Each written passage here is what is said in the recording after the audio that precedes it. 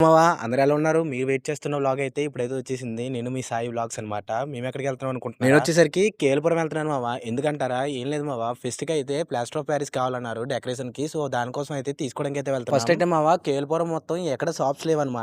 Pipe షాప్స్‌లో అయితే plaster of Paris ఉంటదని చెప్పి అనుకున్నాం. తీరా చూస్తే పెయింట్ షాప్ దగ్గరికెళ్ళాం. లక్కీగా ఆ పెయింట్ షాప్‌లో వచ్చేసరికి ప్లాస్టర్ ఆఫ్ పారిస్ ఉంది మావా. అదేంట్రా నువ్వు పెయింట్ షాప్ దగ్గర ఉండాలి. ఇక్కడికెలా వచ్చావంటే మావ పెయింట్ షాప్ దగ్గర నుంచి వచ్చేసాం. వీసీ గెస్ట్ హౌస్ మీద బెలూన్ అయితే ఎగరేశారు. సో, అదైతే మీకు చూపించాలి కదా! నిజం చెప్పాలంటే మచ్చా మేము తీసుకొచ్చిన ప్లాస్టర్ ఆఫ్ పారిస్ ఉంది కదా! సో, అదైతే పట్టుకొని అయితే మేము డెకరేషన్ దగ్గరికెళ్ళిపోయాం ఈస్టేట్ ఆఫీస్‌కి. అసలా నాకొక విషయం తెలీదు మావ. ప్లాస్టర్ ఆఫ్ పారిస్‌తో ఏ డెకరేషన్ చేస్తారని చెప్పి రేపైతే చూడాలి ఫెస్ట్‌లో ఎలా చేస్తారో మరి. మీరు ప్లాస్టర్ ఆఫ్ పారిస్‌తో ఏం చేస్తారనుకుంటున్నారో మీరైతే కామెంట్ బాక్స్‌లో చెప్పండి మావ. ఇంకోటేంటంటే మచ్చా నేను మార్నింగ్ ప్లాస్టర్ ఆఫ్ పారిస్ పట్టుకెళ్ళాను కదా! అప్పటి నుండి అయితే ఆఫ్టర్‌నూన్ దాకా అయితే డెకరేషన్ వర్క్ అయితే చేశాను. తర్వాత అయితే నేను లంచ్‌కైతే వచ్చాను. సో, లంచ్ అయితే చేసేసి నేను కాసేపు అయితే స్లీప్ ఏసాను మావ. మళ్ళీ అయితే ఆఫ్టర్‌నూన్ అయితే డెకరేషన్‌కెళ్ళాలంట. సో, అయితే వెళ్ళాలి. నేనైతే కొద్దిసేపే అని చెప్పి చాలా సేపే పడుకొని పోయా. ఇప్పటికే ఈవినింగ్ అయిపోయిందనమాట. సో, అయితే నేను పైకెళ్ళిపోయా డెకరేషన్ వర్క్ కోసం. ఇంకోటేంటంటే మావ నేనెళ్ళే లోపు అయితే కాసేపటికే నైట్ అయిపోయింది. సో, అయితే మేము అలా కూర్చున్నాం అనమాట డెకరేషన్ వర్క్ అయితే కాస్ట్ కంప్లీట్ చేసి. ఇంకొక విషయం చెప్పాలి మావ ఏంటంటే మీరు డిక్షనరీలో అయితే హార్డ్ వర్క్‌కి అర్థం చూస్తే నా పేరు ఉంటదనమాట. అంత కష్టపడిపోతాను నేనొచ్చేసరికి. సరే మావ ఈరోజు వచ్చేసరికి చాలా చాలా కష్టపడిపోయా. ఈ రోజుకైతే ఇంతే మరి. రేపు కలుద్దాం. Bye bye.